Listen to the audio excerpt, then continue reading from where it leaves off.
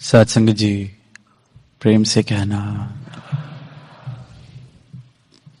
आज लगभग 2.5 वर्ष के बाद इसी स्थान पर यह समागम करने का अवसर प्राप्त हो रहा है। और जैसे कि अभी सुन भी रहे थे कि यहाँ जिस प्रकार का सहयोग, जिस प्रकार का अपनापन मिलता है, तभी जब पीछे भी सारी यहाँ की टीम मिली बैप्स की, तो उनके आगे भी यही भाव रखे कि ऐसे लगता है कि अपने घर ही आए हैं, क्योंकि इस प्यार से और इस सत्कार से और इस अपनेपन से हृदय के द्वार खोलकर इस स्थान को भी उपलब्ध कराया जाता है। और यही जीवन का रूप हर धरा पर, हर स्थान पर बन सकता है, अगर जीवन में प्रेम आ जाए। जहां जाया जाए वहां अगर प्रेम हो, अपनत्व हो, सत्कार हो, तो कोई जगह पराई लग ही नहीं सकती, कोई इंसान पराया लग नहीं सकता, कोई भी जगह इस परमात्मा के प्रेम से खाली नहीं लग सकती। आज इतने सुंदर हम इस स्थान पर बैठे हैं, हॉल में बैठे हैं, best of best architecture, everything. यही दुनिया में हम जाएं, सुंदर से सुंदर स्थान हो, बड़ी से बड़ी इमारत हो, बड़े से बड़ा महल हो, घर हो, पर वहां अगर प्रेम वाले भाव नहीं है, एक दूसरे के सत्कार वाले भाव नहीं है, हंसी नहीं है, खुशी नहीं है, वैर है, निंदा है, संकीर्णताएं हैं, तो सुंदर से सुंदर स्थान भी सुंदर नहीं लगता, महसूस नहीं होता। और यही एक जीवन जीने की कला है कि कुटिया एक महल से ज्यादा सुंदर लग सकती है,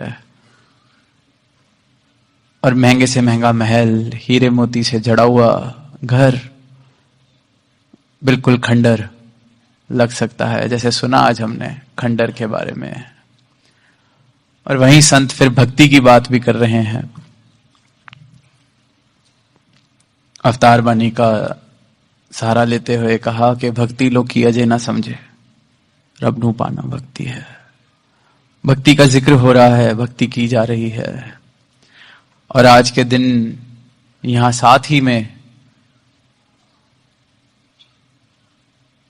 भक्ति की अगर कोई चरम सीमा पर अगर किसी व्यक्तित्व को देखा जाता है, किसी भक्त को देखा जाता है, हम सभी हनुमान जी का जिक्र सुनते हैं। आज वहां उनका भी जिक्र हो रहा है जयंती के रूप में। कहीं भी भक्ति की बात होती है, छोटे होते से देखते आ रहे हैं कि भक्ति की चरम सीमाओं में रखा जाता है हनुमान जी की भक्ति को। किस प्रकार प्रभु राम के चरणों में उन्होंने अपनी भक्ति करी, किस प्रकार उनकी सेवा करी, किस प्रकार रिझाया उनको। और फिर जहां उनकी भक्ति का जिक्र होता है, साथ में एक और बात सुनने को मिलती है। इंसान क्योंकि जो भक्ति समझा नहीं है, कर रहा है, वो फिर ये भी बात कह देता है, देखो उनकी भक्ति कि भगवान राम से भी ज्यादा मंदिर हनुमान के हैं। तोल दिया भक्ति को, मूल लगा दिया, सौदा बना दिया। ऐसी बात बोल के अगर कोई भक्ति की तरफ प्रेरित होता है तो शायद सोचता है कि अच्छा, ऐसी भक्ति करी जाए तो अपने भी मंदिर बन सकते हैं, अपना भी यशोगान हो सकता है, अपने लिए भी बड़ी बड़ी बातें कही जाएगी दुनिया में कि क्या भक्त हुए, क्या भक्त हैं। ऐसे सेवा करें कि जैसे वाह हनुमान का जिक्र होता है, तोल दिया। इंसान हर चीज को करने से पहले नफा नुकसान, गणित, क्योंकि संसार से सीखा ही यही है, मन का काम ही यही है, और जहां जरूरत है वहां गणित जरूरी भी है, इसलिए बुद्धि भी दी है परमात्मा ने। पर क्योंकि समझ नहीं है भक्ति क्या है, क्योंकि जीवन में भक्ति सही मायने में आई नहीं, तो फिर इन बातों को भी, जो संसार के गणित से परे की बात है, संसार के गणित से बहुत दूर, संसार के चाल चलन से बहुत दूर, समर्पण, प्रेम, निरोल प्रेम की बातें संसार के गणित को समझ नहीं आती है। तो इसलिए इंसान कहता है कि देखो क्या भक्ति, राम से भी ज्यादा मंदिर इनके हैं। भक्ति करनी है तो ऐसी की जाए कि तुम्हारे ईश से भी ज्यादा तुम्हारा जिक्र हो जाए, कंपटीशन। और जबकि हनुमान जी ने जो भक्ति की होगी, उनको प्रभु राम के चरणों के अलावा किसी और चीज का ध्यान भी कभी नहीं रहा होगा अपने जीवन में। प्रभु के चरणों में तोड़ निभ जाए, प्रभु रीझ जाए, प्रभु राम स्वीकार कर ले मेरी इस तुच्छ सी हस्ती को, तुझ सी भेंट को, तुझसे समर्पण को, तो बस बहुत है। पढ़ते हैं जब इनकी कहानी, तो कहते हैं बाल रूप से ही इंतजार में थे। बाल रूप में जब देखा प्रभु राम को, तब से ही इंतजार में थे कि कब मौका मिलेगा श्री राम के चरणों में जाने का, सेवा करने का। आए ही इनकी सेवा के लिए हैं।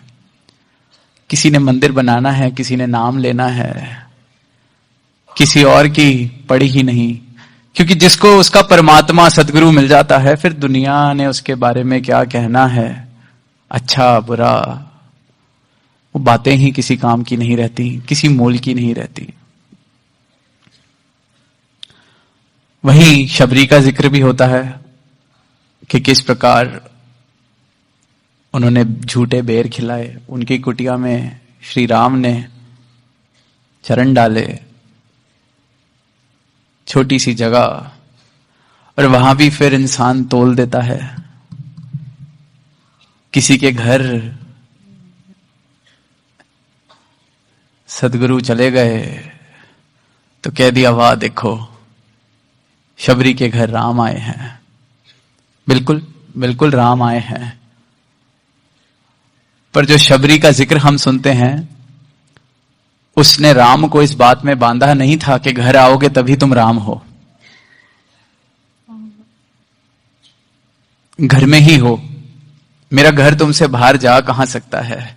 ये भक्ति इंसान बांध देता है, असीम को बांधने का प्रयास करता है और उसको भक्ति कहता है। कभी अपनी जिद में बांधने का प्रयास, कभी अपनी अरदास में बांधने का प्रयास,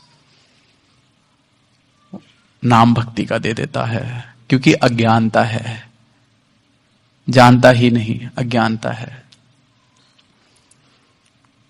और फिर इसलिए सतगुरु सारे ही मानव मात्र को इस दातार का एहसास कराने, इस रब से एकमिक कराने आते हैं। सतगुरु आंदा है दुनिया उत्ते सारे ही संसार ले ही, सारे ही संसार के लिए आते हैं, हर एक इंसान, हर एक मानव के लिए। तभी देखें कुटिया में रहने वाले कबीर जी हुए, उन्होंने इस परम सत्ता को पाया। मीराबाई हुई महलों की राजकुमारी, उन्होंने पाया। कोई अमीरी गरीबी का भेद नहीं रहा, नर नारी का भेद नहीं रहा, राजा जनक ने पाया। शबरी का जिक्र हुआ, उन्होंने पाया। सबके लिए आए हैं, कोई किसी 2, 4, 10 के लिए नहीं। बांधा नहीं, उन्होंने लीन होने का प्रयास किया, लीन होने की चाहत थी, इसलिए प्रभु में लीन हो सके, इसलिए भक्त बन सके, इसलिए भक्त कहलाए गए, भक्ति करी।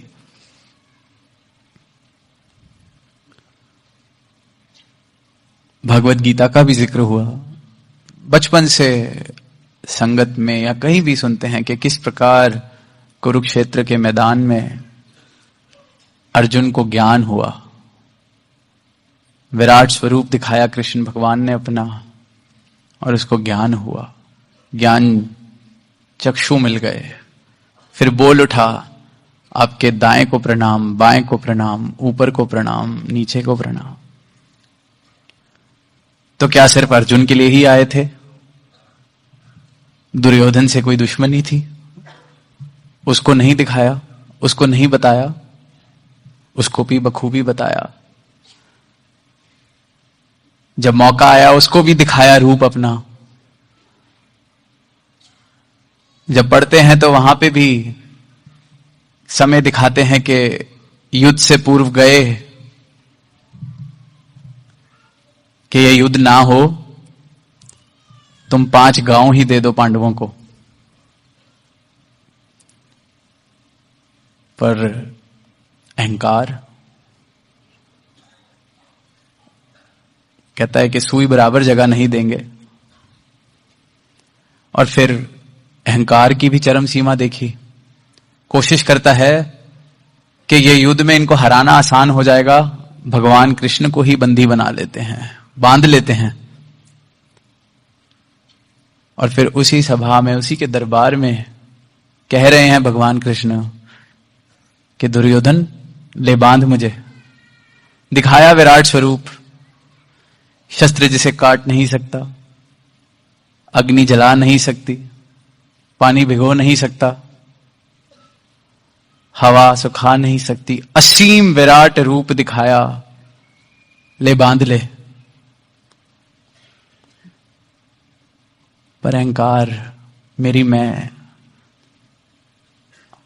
तो तब भी सबके लिए आए, अब भी सबके लिए आए हैं, हमेशा से ही सबके लिए आए हैं। आज भी या कहीं भी कोई खुद को इनका भक्त कह रहा है, कोई परमात्मा का भक्त कह रहा है खुद को, उसको भी समय समय पर भक्ति की राह दिखा रहे हैं, बता रहे हैं कि गलती से भी भटक ना जाए।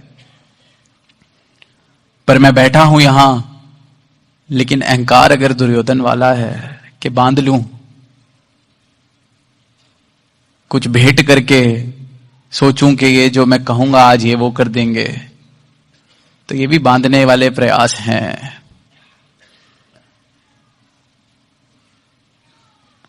यहां भी फिर लगता है कि समझ इंसान में आई नहीं, क्योंकि समर्पण वाला भाव नहीं आया, तो भक्ति की शुरुआत ही नहीं हुई। और यही भ्रम, यही बुलेखे, इतनी सरल सी बात मैं कौन हूं सुना, पर पूरा पूरा जीवन इंसान लगा देता है, निकल जाता है। क्योंकि बेशक सुनने में आसान है, पर बिल्कुल भी सरल नहीं है। It might be simple, but it's not easy to live. सत्य, परम सत्य सिर्फ और सिर्फ सीधा और सरल ही हो सकता है। कोई मिलावट नहीं, गुंजाइश ही नहीं होती किसी मिलावट की। सदगुरु अपने ज्ञान में किसी प्रकार की मिलावट नहीं करते कि इसके साथ 4 विधि दे दी जाएं, 10 कोई और तौर तरीके बता दिए जाएं, बांध दिया जाए। ब्रह्म का ज्ञान सरल और सबके लिए, पर इंसान सरल बात को समझ ही नहीं पाता। हमारे मन के भाव हर सरल सी चीज को उलझा देते हैं। वो मेरी मैं है। भगवान बुद्ध के समय की एक बात है कि उनके एक शिष्य हुए, अभी नए नई भिक्षा प्राप्त की, दीक्षा प्राप्त की, आए उनके पास। और उनके पास आने से पहले महलों में रहने वाले राजकुमार थे। अब क्योंकि राजकुमार थे तो सुख साधनों की कभी कोई कमी नहीं। किसी चीज का ख्याल आए उससे पहले वो चीज उपलब्ध थी। और फिर जैसे कि हम देखते हैं अक्सर इंसान भोगने की बात जब करता है तो सोचता है कि संसारी है, भोग रहा है, माया के पीछे भाग रहा है, भोग में ही इसका सारा का सारा मन है। और फिर त्यागी को हम सोचते हैं कि बहुत ज्ञानी, बहुत बड़ा भक्त है। आमतौर पर संसार में यही एक सोच बन जाती है कि जो संसार में लीन है वो भोगी है, और जो संसार को छोड़ देता है वो त्यागी हो गया, परमात्मा को प्राप्त कर लिया उसने। तब राजकुमार, नौजवानी की उम्र, किसी चीज की कमी नहीं, भोग में व्यस्त, पर मन भर गया। अब सोचा कि अब किसी चीज में रस ही नहीं आ रहा। आए भगवान बुद्ध उनके साम्राज्य में तो चले गए, शिष्य बन गए। अभी कुछ ही समय हुआ था, शरण में आए भगवान बुद्ध की, तो भगवान बुद्ध को सुनने में आता है कि वो जो राजकुमार अभी नया नया आपका शिष्य बना है, हम सबने सुना तो था बहुत भोगी है, बहुत भोगी रह चुका है। हम सबको लगता था यहां टिकेगा भी कैसे। आपने सादगी सिखाई है, जितनी जरूरत है उतना ही रखने की सिखाई है बात। वो तो इतने ज्यादा महल माड़ियों से आ रहा है, भोग से आ रहा है, कैसे टिकेगा यहां। पर उसको अब हम देखते हैं, वो तो हमसे भी ज्यादा त्याग में आगे निकल गया है। हमें तो आपने फिर कहा है चप्पल पहन लो, वो तो नंगे पांव ही चलता रहता है, और साफ रास्ते पे नहीं जाता, जहां उसको कंकड़ पत्थर दिखते हैं उन पे चलने लग जाता है। कहता है मैंने पहले बहुत भोगा है, अब इस प्रकार के प्रयास करूंगा तो जल्दी निर्वाण हासिल हो जाएगा, जल्दी मोक्ष मिल जाएगा। आपने हमें कहा है कि उतना ही खाओ जितनी जरूरत है शरीर को, वो तो कहीं कहीं दिन कभी कभी खाता ही नहीं है। चंद दिनों से भक्त आ रहे हैं, बाकी शिष्य आ रहे हैं, भगवान बुद्ध को ये बात बता रहे हैं और सोच रहे हैं कि वाह, ये राजकुमार ने तो कमाल ही कर दी। भक्त सोच रहा है कमाल करती है। अब भगवान बुद्ध कुछ नहीं कहते, सुनते जाए सुनते जाए। 8, 10 दिन, 15 दिन बाद एक दिन जाते हैं उस राजकुमार के पास, नए जो शिष्य हैं, जिसने सबको मंत्र मुक्त किया हुआ है अपने इन प्रयासों से, त्याग से। उसके पास जाके कहते हैं कि सब कैसा चल रहा है, कैसी चल रही है यात्रा निर्वाण की तरफ, आनंद आ रहा है कि नहीं आ रहा।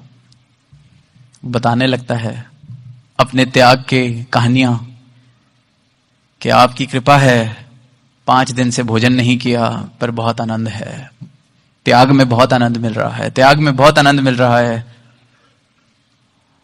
तो भगवान बुद्ध, उसके कमरे में एक सितार पड़ा होता है, क्योंकि वो राजकुमार संगीत का बहुत शौकीन, सितार बजाया करता था, वीणा बजाया करता था।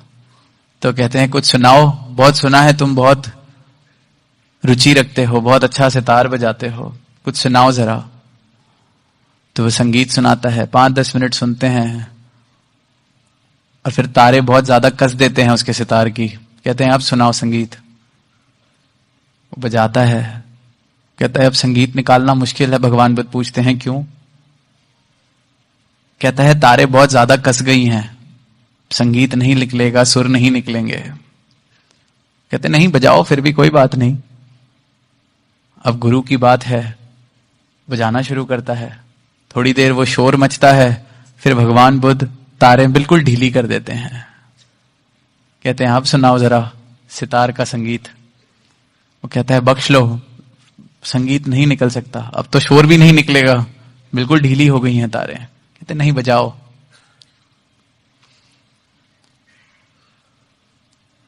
पर कोई आवाज किस प्रकार निकल नहीं थी, मानता है वचन। फिर भगवान बुद्ध वापस सितार की तारे जिस प्रकार होनी चाहिए वैसी कर देते हैं। कहते हैं अब बजाओ। फिर वापस सुर, संगीत। कहते तू जो पहले कर रहा था वो सितार की कसी हुई तारों की तरह तेरा हाल था, भोग में व्यस्त।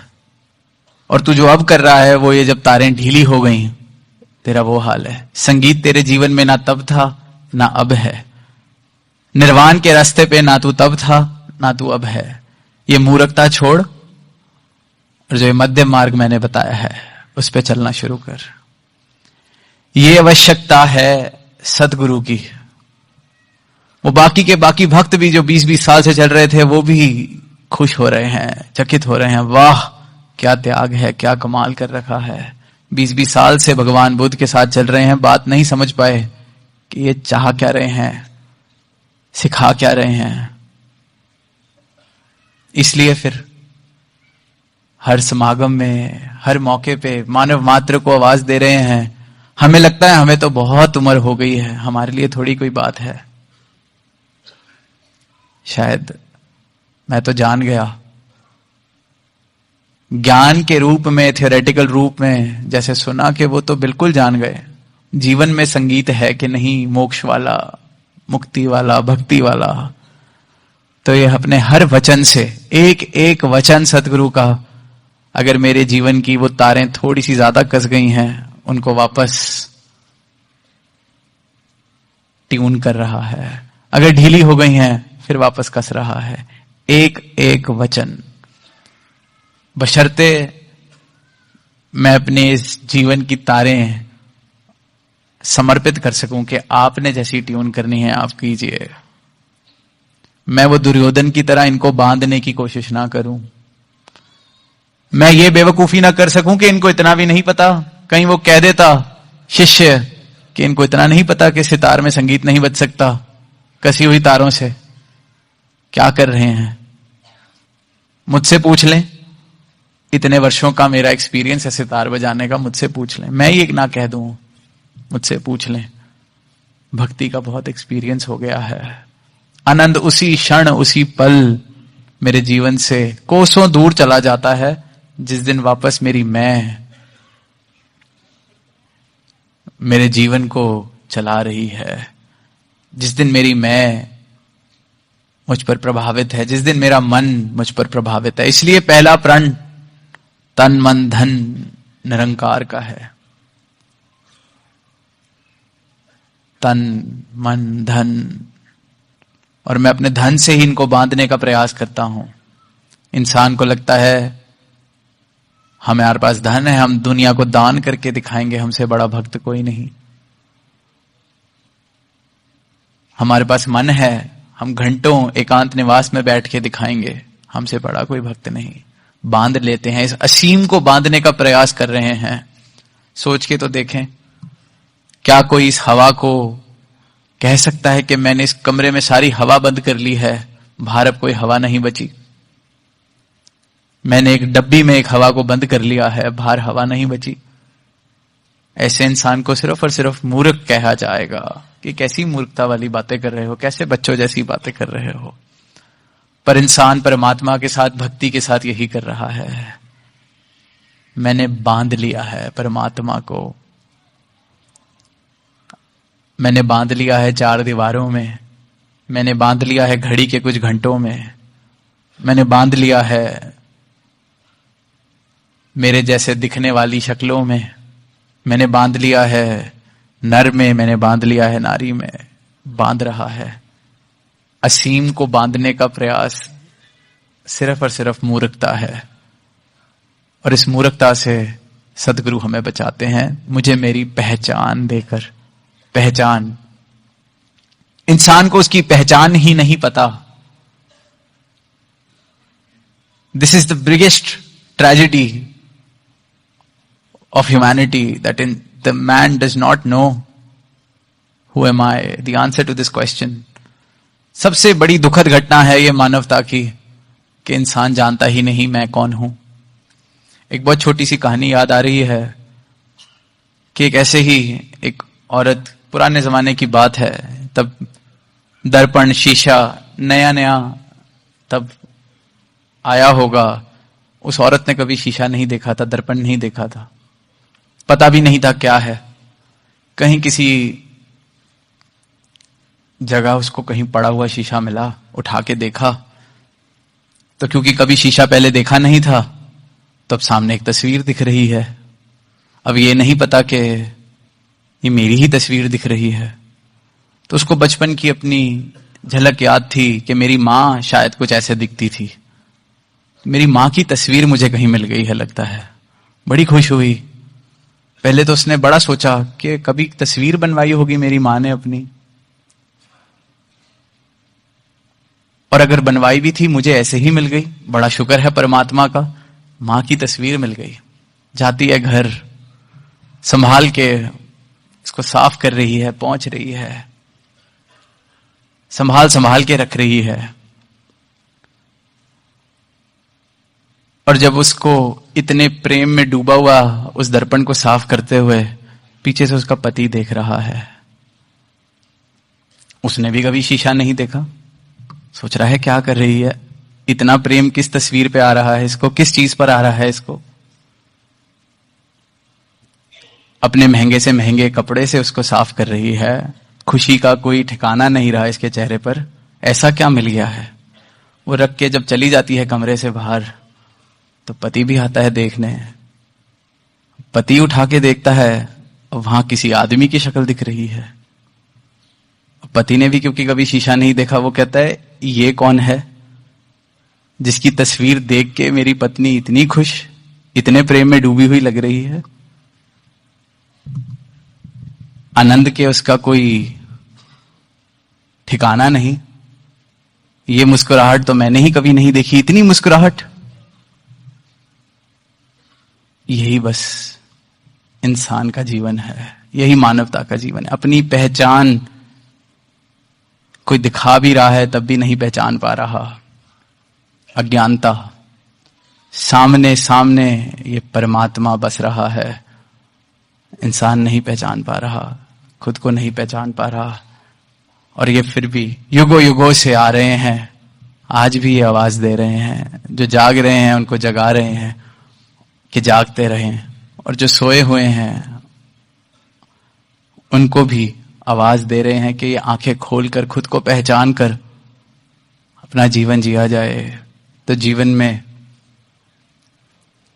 भक्ति का रंग, प्रेम का रंग, सत्य का रंग आ जाएगा, और फिर वो जीवन वाकई ही मुबारक है, फिर वो जीवन वाकई ही जीने लायक है, फिर वो जीवन वाकई ही मुकम्मल जीवन बन सकता है। तो यही अरदास कि हाँ, भक्ति का जिक्र हो रहा है, भक्त का जिक्र हो रहा है, भगवान का जिक्र हो रहा है। ये जिक्र जिक्र ना रहे, ये मेरे जीवन की सच्चाई बन सके, हम सबके जीवन की सच्चाई बन सके। ये भाव जीवन में इस प्रकार प्रवेश कर जाएं कि ये हर पल एहसास बना रहे कि मैं कौन हूं, मैं कहीं भुलेखों में ना आ जाऊं कोई दर्पण देख के। इन्होंने जो सीधा सीधा दर्पण दिखाया है, मुझे मेरा दर्शन कराया है, अपने विराट रूप का दर्शन कराया, इस परमात्मा का दर्शन कराया है, ये कभी ना विसारा जाए। श्वास श्वास इस एहसास में मेरी बीत सके, यही अरदास अपने लिए और सारी ही साथ संगत के लिए, सारी मानवता के लिए प्रेम से कहना। धन्यवाद जी।